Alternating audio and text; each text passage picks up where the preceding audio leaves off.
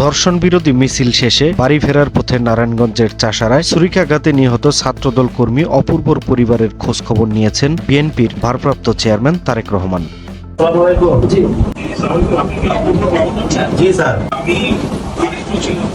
সোমবার রাত 11:30টার দিকে শহরের মাঝদের এলাকায় তার পরিবারের সদস্যদের সঙ্গে দেখা করেন ছাত্রদলের নেতৃবৃন্দ। এ সময় অপূর্বর বাবা খোকন মিয়ার সঙ্গে মোবাইল ফোনে কথা বলেন তারেক রহমান।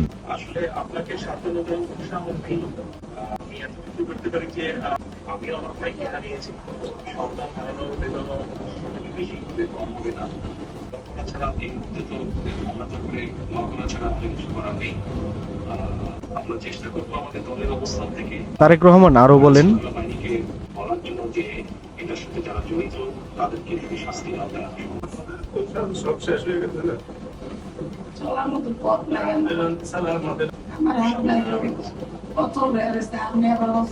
আমি তো আপনাদের বাড়ি ঘুরে আমাদের পুলিশের মাইরা আমার কুকুর বানায় দিয়ে দিয়েছে। এ সময় উপস্থিত ছিলেন কেন্দ্রীয় ছাত্রদলের সহসভাপতি আশিক রহমান, নারায়ণগঞ্জ মহানগর যুবদলের সদস্য সচিব শাহেদ আহমেদ, মহানগর ছাত্রদলের সাবেক সিনিয়র যুগ্ম সাধারণ সম্পাদক আজিজুল ইসলাম, যুগ্ম সাধারণ সম্পাদক আশরাফুল ইসলাম প্রমুখ।